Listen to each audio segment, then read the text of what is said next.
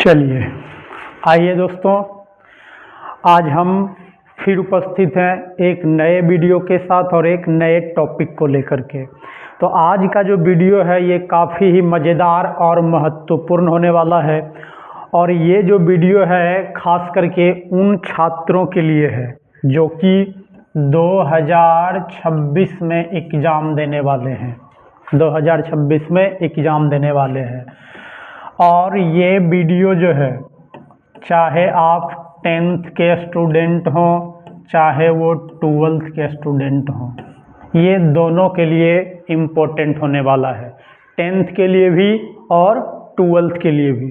क्योंकि ये जो वीडियो है इस वीडियो में मैं आपको कुछ टेंस का ट्रिक सिखाने वाला हूँ जिससे कि एग्ज़ाम में ऑब्जेक्टिव क्वेश्चन आते हैं, ऑब्जेक्टिव क्वेश्चन बनते भी हैं। तो आज उन्हीं हम ट्रिक की चर्चा करने वाले हैं। तो चलिए बिना देर किए हुए हम लोग जो है वीडियो की शुरुआत करते हैं। तो चलिए, हमने यहाँ पे हेडिंग लगाया हुआ है टेंस का ट्रिक। टेंस का ट्रिक हमने जो है ये हेडिंग दिया है। अब ये टेंस का ट्रिक है क्या, तो पहले हम ये समझते हैं। तो हमने आपके बीच यहाँ पे दो ट्रिक को प्रस्तुत किया है, जिसमें पहला जो ट्रिक है ट्रिक नंबर 1, तो ये जो आपके बीच पहला ट्रिक है इसका नाम है डियर हाउस। क्या है? डियर हाउस है। और ये किस टेंस का ट्रिक है? तो ये जो है दोस्तों सिंपल प्रेजेंट टेंस का ट्रिक है। कौन टेंस का? तो सिंपल प्रेजेंट टेंस का। उसके बाद जो ट्रिक 2 है, ट्रिक नंबर 2, तो ट्रिक 2 जो है इसका नाम है या अली। ट्रिक 2 का नाम है या अली। और ये जो ट्रिक है ये है आपका सिंपल पास्ट टेंस के लिए, सिंपल पास्ट टेंस का ट्रिक है। ठीक है, तो चलिए हम लोग जो है ये दोनों ट्रिक का पहले अर्थ समझते हैं कि ये डियर हाउस क्या है या अली क्या है। ठीक है, चलिए तो देखिए दोस्तों, ये जो डियर हाउस है ये 2 वर्ड से मिलके बना हुआ है। पहला डियर है फिर दूसरा हाउस है। पहला डियर है दोस्तों, फिर दूसरा हाउस है। तो चलिए, तो डियर को अगर आप लोग ध्यान से देखिएगा तो इसमें आपको 4 लेटर देखने को मिलेगा, 4 लेटर। और हाउस में टोटल आपको 5 लेटर देखने को मिलता है। ठीक है, तो हम लोग पहले क्या करते हैं, ये जो डियर शब्द है इसको हम चारों लेटर को अलग अलग कर लेते हैं। तो डी, ई, ए और आर। ठीक है, फिर हाउस का 5 लेटर लेंगे तो एच, ओ, यू, एस, ई। ठीक है, अब यहाँ जो डी शब्द है, हमने डी शब्द का अर्थ निकाला है डेली। डी शब्द का अर्थ क्या हो जाएगा? डेली हो जाएगा। ठीक है ना। फिर दूसरा लेटर ई है, ई का हमने अर्थ निकाला है एवरीडे। ई का अर्थ हमने निकाला है एवरीडे। ठीक है ना। तीसरा फिर ए है, ए का अर्थ हमने निकाला है ऑलवेज। ए का अर्थ क्या हो जाएगा? ऑलवेज हो जाएगा। फिर चौथा है आर, आर का अर्थ यहाँ पे हुआ है रेगुलरली, रेगुलरली। ठीक है, फिर हम लोग हाउस की तरफ बढ़ते हैं जिसमें पहला आता है एच, और एच का अर्थ होता है दोस्तों हैबिचुअली, हैबिचुअली। ठीक है ना। आगे कहता है ओ, ओ का अर्थ होता है ऑफेन। ओ का अर्थ क्या हो जाता है? ऑफेन हो जाता है। फिर अगला है यू, यू का अर्थ यहाँ पे होगा यूजुअली, यूजुअली। फिर आगे है एस, एस का अर्थ निकला यहाँ पे समटाइम्स, समटाइम्स, जिसका हिंदी होता है कभी कभी। क्या होता है? कभी कभी। आपने गाना भी सुना हुआ है, कभी कभी मेरे दिल में ख्याल आता है। ठीक है, चलिए अगला है ई, तो ई का मतलब यहाँ पे एवरी और इसके साथ कोई ना कोई नाउन जुड़ा हुआ रहेगा, एवरी प्लस नाउन। तो हम जब डियर हाउस को अलग अलग किए तो इसमें कुछ वर्ड देखने को मिला, जैसे डी का मतलब डेली हो गया, ई का मतलब एवरीडे हो गया, ए का मतलब ऑलवेज हो गया, आर का मतलब रेगुलरली हो गया, एच का मतलब हैबिचुअली हो गया, ओ का मतलब ऑफन हो गया, यू का मतलब यूजुअली हो गया, एस का मतलब समटाइम्स, फिर ई का मतलब एवरी प्लस नाउन। तो आप देखिए ध्यान कैसे रखना है इसको। आपको ये जितने भी वर्ड है अगर किसी सेंटेंस में लगा हुआ रहे किसी सेंटेंस में लगा हुआ रहे तो आप उसके साथ जो है सिंपल प्रेजेंट का यूज कीजिए। क्या कीजिए? Simple present. अब सिंपल प्रेजेंट होता क्या है, तो आपको स्ट्रक्चर मालूम होगा सिंपल प्रेजेंट का। सिंपल प्रेजेंट में हम लोग सब्जेक्ट के बाद V1 या तो V5 का यूज करते हैं, V1 या V5 का। जैसे हम आपको कुछ एक दो एग्जांपल समझा देते हैं। जैसे देखिए दोस्तों, जैसे मान लीजिए हमने दिया हुआ है I dash to school daily, I dash to school daily, ठीक है ना। अब आपके पास ऑप्शन दिया हुआ है गो, ऑप्शन दिया हुआ है वेंट, ऑप्शन दे दिया है गॉन, ऑप्शन दे दिया हुआ है गोइंग, ठीक है।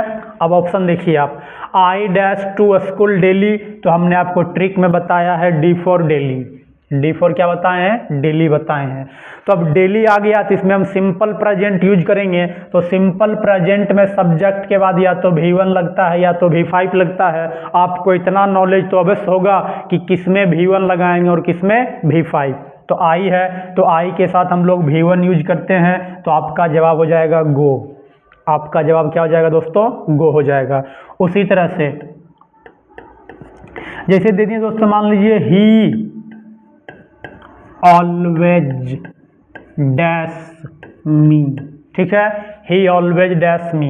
आपके पास ऑप्शन दे दिया कुछ इस प्रकार से कि हेल्प, फिर हो जाएगा हेल्प्स, फिर हो जाएगा हेल्प्ड, फिर मान लीजिए हो जाएगा हेल्पिंग, ठीक है ना।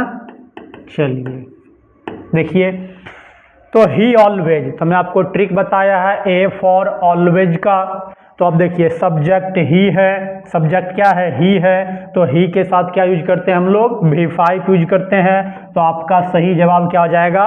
हेल्प्स हो जाएगा। क्या हो जाएगा? हेल्प्स हो जाएगा, ठीक है ना। कोई दिक्कत? चलिए, तो इसी प्रकार से ये जितने भी शब्द हैं आप ये सारे शब्दों के साथ सिंपल प्रेजेंट का यूज कर सकते हैं, सिंपल प्रेजेंट का यूज कर सकते हैं, ठीक है ना। चलिए एक दो एग्जांपल हम लोग और देख लेते हैं दोस्तों। चलिए तो देखिए, जैसे मान लिया जाए, अब हम कुछ आपको फिर एग्जांपल और दे देते हैं। जैसे देखिए, मान लीजिए हमने दे दिया नंबर 3 में 3 एग्जाम्पल दे दिया यू, ठीक है, दे दिया option the news paper every morning, ठीक है ना। चलिए हम कलर को थोड़ा सा चेंज कर रहे हैं दोस्तों।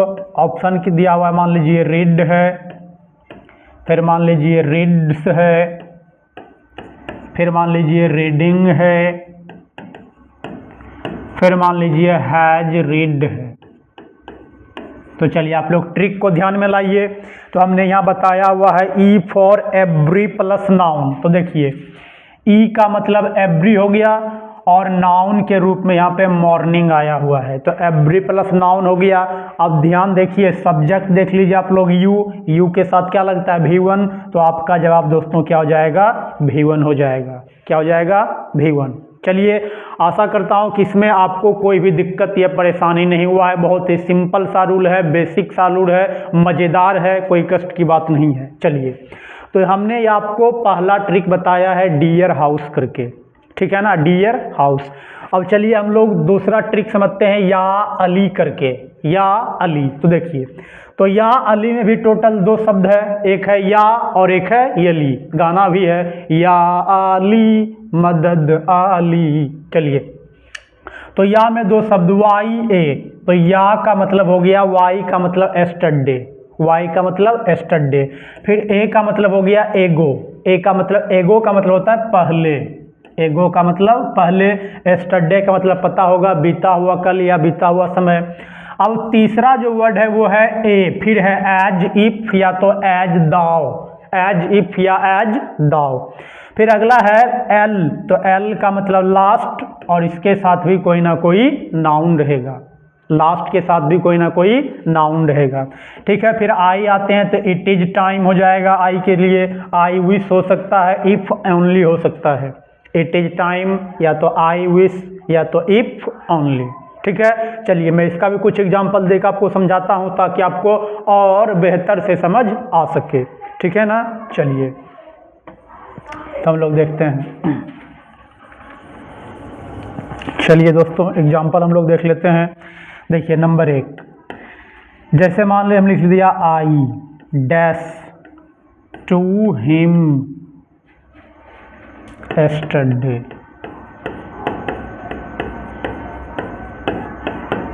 ठीक है, आई, चलिए ऑप्शन दे दिए हम आपको, राइट,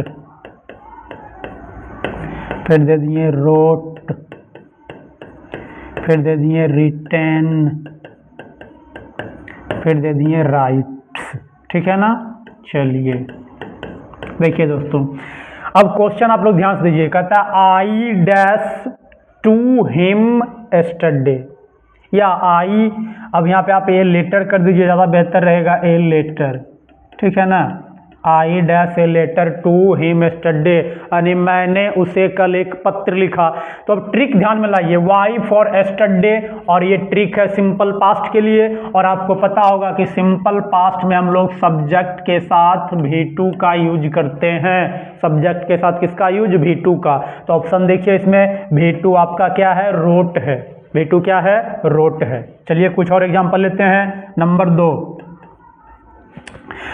जैसे लिखते हैं ही डैश मी एन आवर एगो। ठीक है, चलिए कलर को बदल लेते हैं दोस्तों।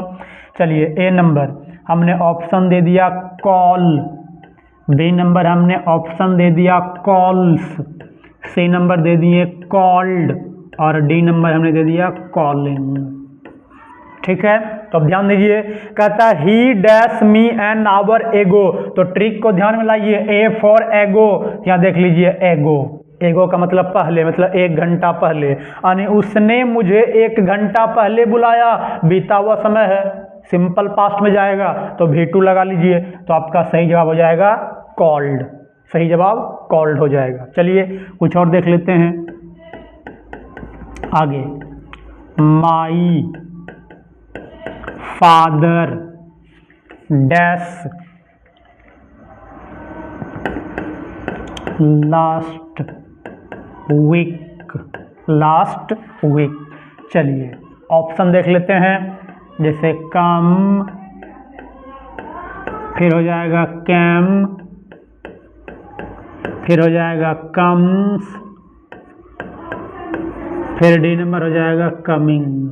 ठीक है, देखिए क्वेश्चन यहाँ पे कहता है my father dash last week. तो यहाँ पे ट्रिक को ध्यान में लाइए, एल फॉर लास्ट और इसके साथ कोई ना कोई नाउन। तो यहाँ पे लास्ट हो गया, नाउन के रूप में यहाँ पे वीक हो गया। देखिए है ना, last plus noun, last plus noun. तो देखिए my father, last plus noun, बीता हुआ समय है, सिंपल पास्ट में जाएगा, V2 यूज करेंगे। तो आपका सही जवाब क्या हो जाएगा? कैम हो जाएगा। क्या हो जाएगा? कैम हो जाएगा। तो देखिए दोस्तों, ये बहुत ही आसान और मज़ेदार ट्रिक था। आप इन शब्दों को ध्यान में रखिए और जो है टेंस को बड़े ही आसान और इजी तरीके से क्वेश्चन को आप सॉल्व कर सकते हैं। ये बहुत ही आसान ट्रिक था।